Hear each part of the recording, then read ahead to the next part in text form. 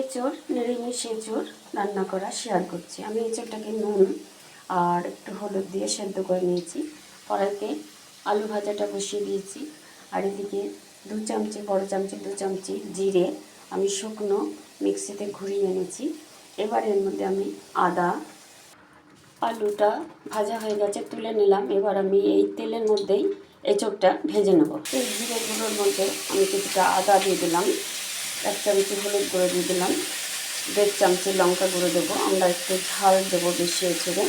এবার আমি এর মধ্যে জল দিয়ে আমি একটু মিক্সিটা ঘুরিয়ে আমি এঁচোড়টা ভেজে নামিয়ে নিলাম। কড়াইতে তেল দিয়ে দিয়েছি, তার মধ্যে আমি 2টো তেজপাতা দিয়ে দিলাম আর কিছুটা জিরে দিয়ে দিলাম।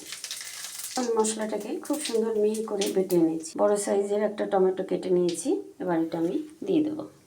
স্বাদ অনুযায়ী নুন দিয়ে দেবো, তাহলে তো টমেটোটা তাড়াতাড়ি গলে যাবে। টমেটোটা গলে গেছে, এবার আমি মশলাটা বেটে রেখে দিয়ে দেবো। টমেটোটার সাথে মশলাটা খুব সুন্দর করে কষিয়ে নেব। মশলাটা দিয়ে তেল ছেড়ে দিয়েছে।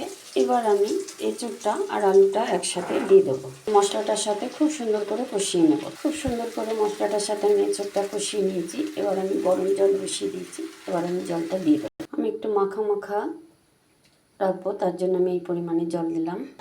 আমার নিরামিষ এঁচোড় হয়ে গেলে এবার আমি কিছুটা গরম মশলা দিয়ে দিলাম আর কিছুটা ঘি দিয়ে দেবো। 1 চামচি গরম মশলা, 1 চামচি ঘি দিয়ে দিলাম।